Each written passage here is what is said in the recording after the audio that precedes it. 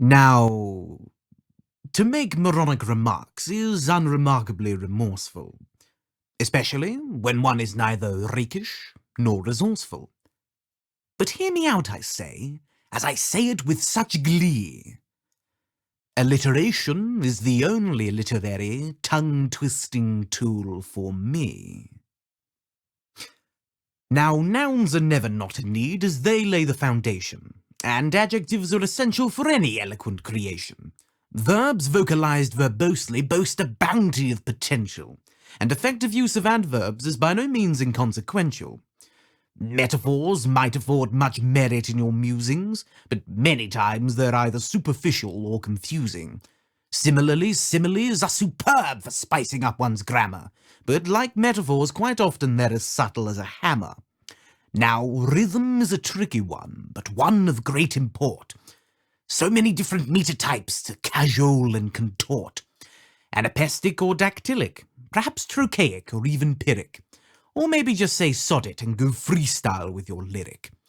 I am not fond of iambs, but these words don't carry venom, as in this very poem they amount to roughly 7. But alliterative writing presents a challenge unlike any other.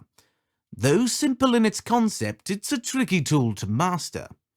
To lambast loquacious lynxes leaves a lot to be desired. When one's words are nonsensical, they elicit naught but ire.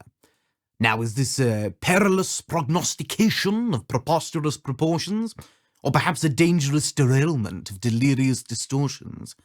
If you're unnerved at the rantings of this raving rambler, or bemused by the absurdity of his alliterative enamor, it matters not, as alliteration is ambrosia to the ears, euphonious enough to drive the most cynical of you to joyous tears.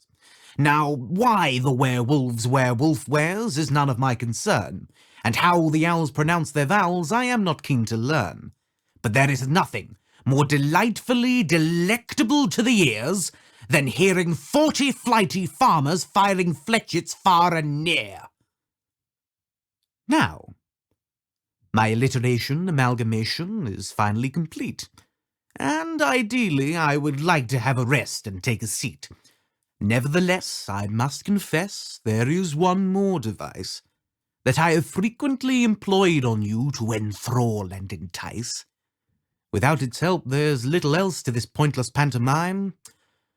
Alliteration's great and all, but it's much better with some rhyme.